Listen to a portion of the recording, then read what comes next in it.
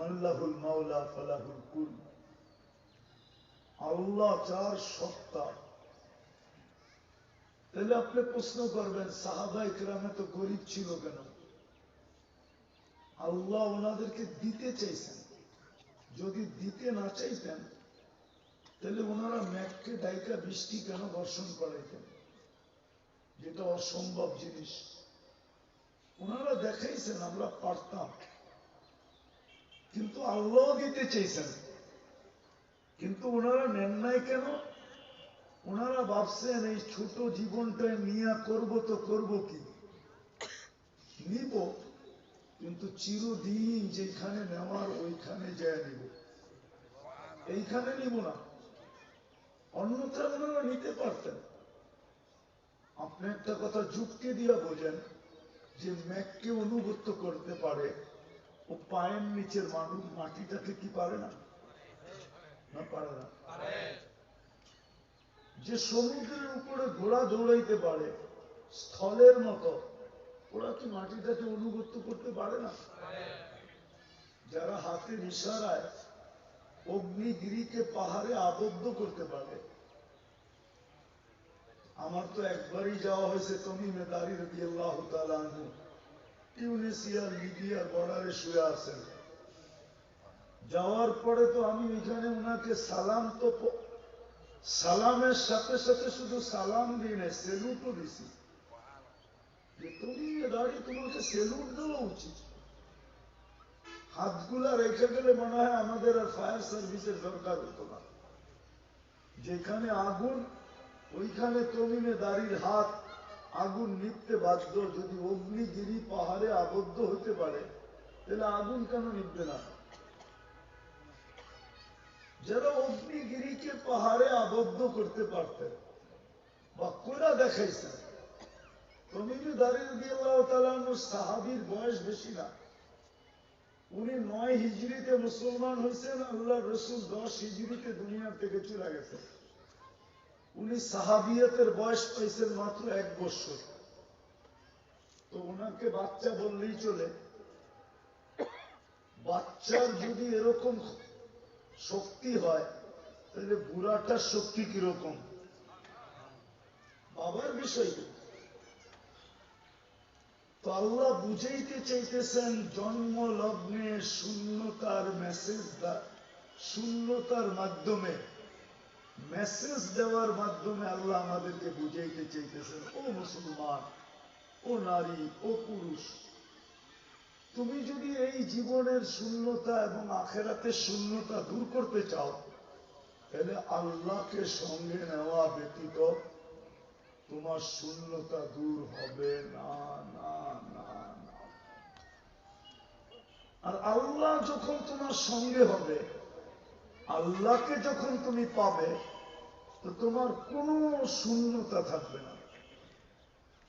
যদিও দুনিয়া দেখবে শূন্য, যেমন আমরা আঙ্গুল উঠাই, যে সাহাবায়ে কেরামকে দেখতেছি সিরা কাপড়, বাতের জায়গায় পেটে পাথর বাঁধা, মাথা গুছার ঠাঁই নাই, পায়ে জুতা নাই, চলার মতো সওয়ারি নাই, ঘরগুলাতে আসবাবপত্র বলতে কিছু নাই। আমি মানি এটা সত্য, আপনি শূন্যতা দেখতেছেন, কিন্তু আসলে রব্বে কাবার কসম এটা শূন্যতা না, শূন্যতা না, শূন্যতা না। আপনি দেখতেছেন শূন্যতা, কিন্তু আসলে যদি তাকান তাহলে ওনাদের জীবনে শূন্যতা ছিল না। যে শূন্যতাটা আপনারা দেখতেছেন এটা আল্লাহর পক্ষ থেকে শূন্যতা না, আল্লাহ দিতে চাইছেন। যেমন আল্লাহ রসুল সাল্লাল্লাহু আলাইহি ওয়াসাল্লামকে আল্লাহ দিতে চাইছেন, উতিতু মাফাতিহাস সামাওয়াতি ওয়াল আরদ। মিকাইল আলাইহিস সালাম মাথায় করে নিয়ে আসছেন সমগ্র ভান্ডারের চাবি। জিবরিল আলাইহিস সালাম সাথে। সামনে আসার পরে জিজ্ঞাসা করতে ওনার মাথায় কি? তো বলছে সমগ্র ভান্ডারের চাবি, আপনি বললেই পায়ে রেখা দিবে। আল্লাহ রসুল বলছেন নিব না,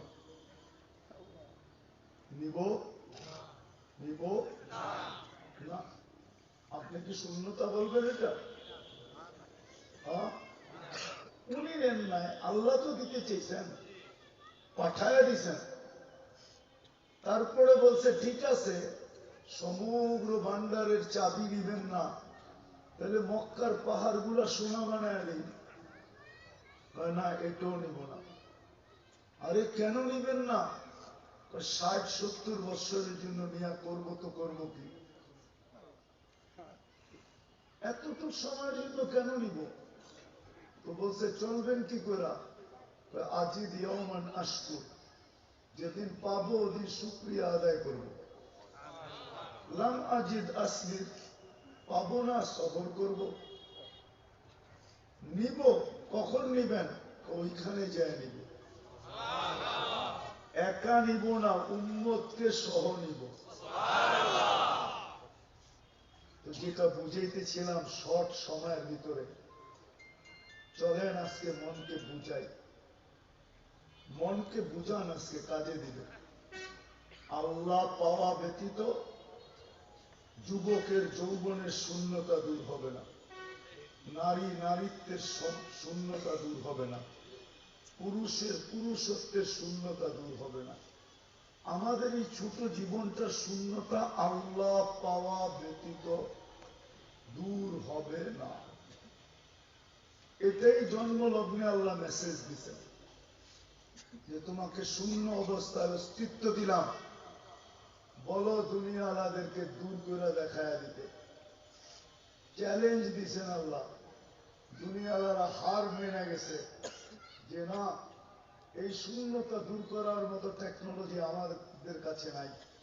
তখন আল্লাহ বলে তাহলে মাইনা নাও যে এই শূন্যতা আমি দূর করতে পারি, আমি ছাড়া কেউ দূর করার ক্ষমতা রাখে না। ঠিক আগেরটাও মাইনা নাও যে তোমার এই ছোট জীবনটায় যদি তুমি সুখে থাকতে চাও, সুখে যদি থাকতে চাও, শূন্যতাহীনতায় যদি, শূন্যতা ব্যতীত যদি তুমি থাকতে চাও, যে তোমার জীবনে কোনো শূন্যতা থাকবে না, তাইলে তুমি আমাকে সঙ্গে নাও, আমাকে সঙ্গে নাও। অঙ্গীকার এটাই ছিল। কোরআন দেখেন, অঙ্গীকার এটাই ছিল, আনতুমুল আ'লাউনা ইন কুনতুম মুমিনিন। অঙ্গীকার এটাই ছিল, তোমাদেরকেই সবার উপরে রাখবো। অঙ্গীকার এটাই ছিল, উলাইকা লাহুমুল আমান, তোমাদের ঘরের কোনো গেট থাকবে না, দরজা থাকবে না, কিন্তু নিরাপত্তা তোমাদেরকে আমি পুরাপুরি দিব।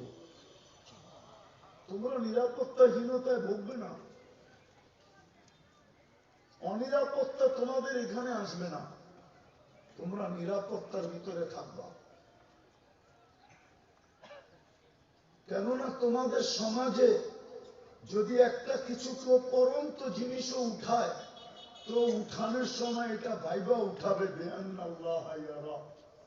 আল্লাহ আমাকে দেখতেছে, এটা ভাইবা উঠাবে।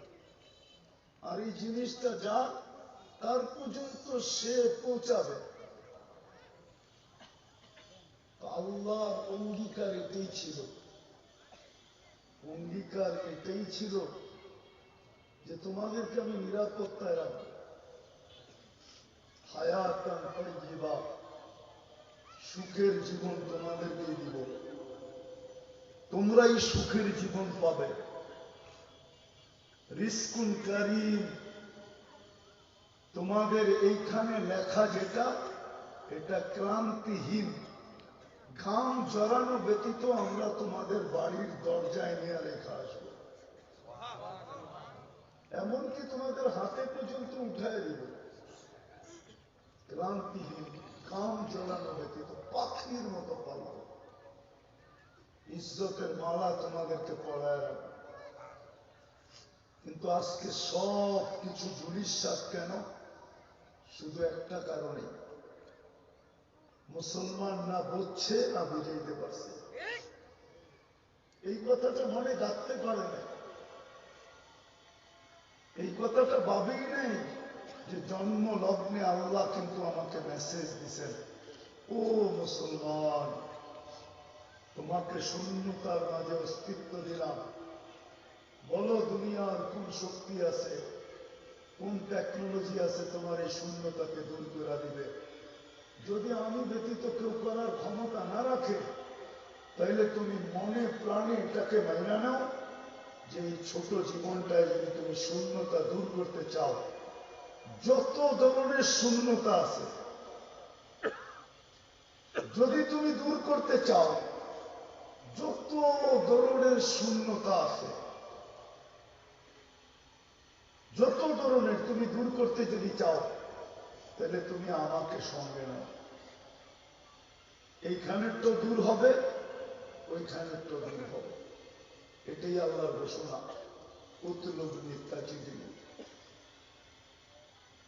আমাকে তালাশ করো, পাবেই পাবে। কিন্তু এটা আল্লাহ এই জন্য বলছেন যে মানুষ হয়তো ভাবতে পারে আপনাকে সঙ্গে নেওয়ার জন্য তো আপনাকে কাছে পাইতে হবে, কিন্তু কাছে পাবো তো পাবো কি করে? দুনিয়া তো বলে আপনি আকাশে আমি জমিনে, এত দূরত্বের মাঝে আপনাকে পাবো তো পাবো কি করে? কি প্রশ্ন আসে না আসে না?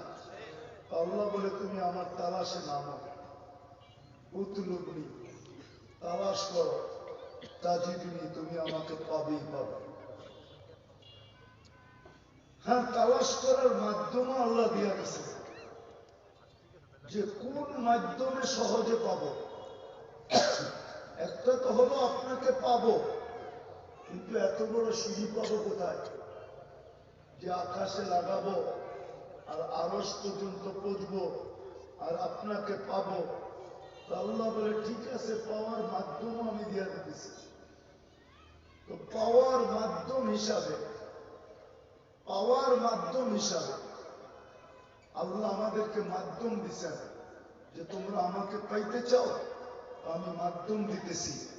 মুহাম্মদুর রাসূলুল্লাহ সাল্লাল্লাহু আলাইহি ওয়াসাল্লাম হলো মধ্যখানে মাধ্যম। কিন্তু এখন যদি আবার প্রশ্ন করেন যে উনি তো চিরঞ্জীব না, আর সত্যই আজকে কত হিজরি?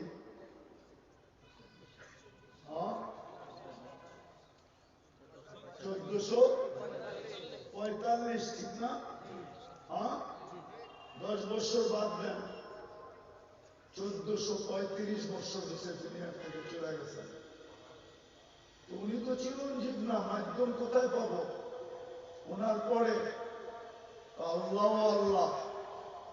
এই জন্যই আল্লাহ কোরআনে ঘোষণা দিয়েছেন, আওরাসনাল কিতাবাল্লাযীনা ইসতাফাইনা মিন ইবাদিনা। আমরা কিয়ামতের সকাল পর্যন্ত মাধ্যম রাখবো। বন্ধু নাই তো কি হলো? বন্ধুর উত্তরসূরিরা তো বসা আছে। বন্ধুর উত্তরসূরিরা হলো মাধ্যম। হক্কানি আলেম ওলামা আল্লাহওয়ালা, এরা হলো আল্লাহ পাওয়ার মাধ্যম।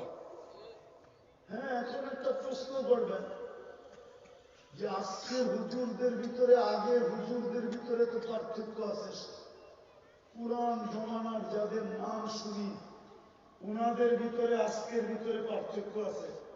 আমিও মানি পার্থক্য আছে, ঠিক না? কি আজকে তো পিওর পাওয়া যায় না, যায়? হ্যাঁ, কি খাদ্যদ্রব্য সব পিওর? পিওর তালাশ করতে হলে কি করতে হয়? মনে হয় সূর্যের আলো যথেষ্ট হয় না, এক একটা হাড়ি কেন লোভে রাখতে হয়, ঠিক না? তাইলেও খুঁজা পাইবেন কিনা সন্দেহ আছে, ঠিক না? কি খাওয়া দাওয়া সব ছেড়ে দিচ্ছেন না রোজা রাখেন 12 মাস? খান না খান না? খান, ওটা খাইয়ে তো বেঁচে আছেন, ঠিক না? তো এইখানে তো এই প্রশ্ন উঠান না যে পিওর যখন পাওয়া যায় না তো খাওয়া দাওয়া সব বাদ। কি আমি তো মাঝে মাঝে বলি, এই যুবকরা সারাদিন নেটে যা দেখে, যদি আল্লাহ সাত্তারি না করতেন, লুকোচুরি না খেলতেন, সমাজের মাঝে যদি জানায় দিতেন, তো আমার মনে হয় না কোনো মেয়ের বাপ এদের কাছে মেয়ে দিতে রাজি হতো। আর আমাদের সমাজের যুবতীরা যা দেখে নেটের ভিতরে, স্কুল কলেজে যাওয়া আসার সময় যা করে, যদি আল্লাহ সাত্তারি না করতেন তাহলে আমার মনে হয় না যে বাবায় আসক্ত কোনো ছেলেও এদেরকে বিয়ে করতে রাজি হতো। বাবায় আসক্ত বুঝো, যে বাবা খায় ও চায় একটা ভালো মেয়ে, এখন ভালো আনবো করতে গা। একটু আগে শুনতেছিলাম গাড়িতে বসতে বসতে, তুমি যদি চাও যে একটা ভালো মেয়ে চাই, আমার স্ত্রী যেন এরকম ভালো হয় যে সর্বদিকে ভালো, তো আল্লাহওয়ালা বুদ্ধি দিতেছিল, তাইলে তুমি সারা জীবন বিয়ে ছাড়া থাকলেই ভালো, বিয়ে ছাড়া থাকলেই ভালো। আর কোন মেয়ে যদি চায় যে আমার স্বামী এরকম দুধের দোয়া হোক যে একটা কালো চুলের দাগও এর ভিতরে না থাকো, উনি পরামর্শ দিতেছিলেন তাইলে তোমার উচিত সারা জীবন বিয়ে না বসলেই ভালো হয়।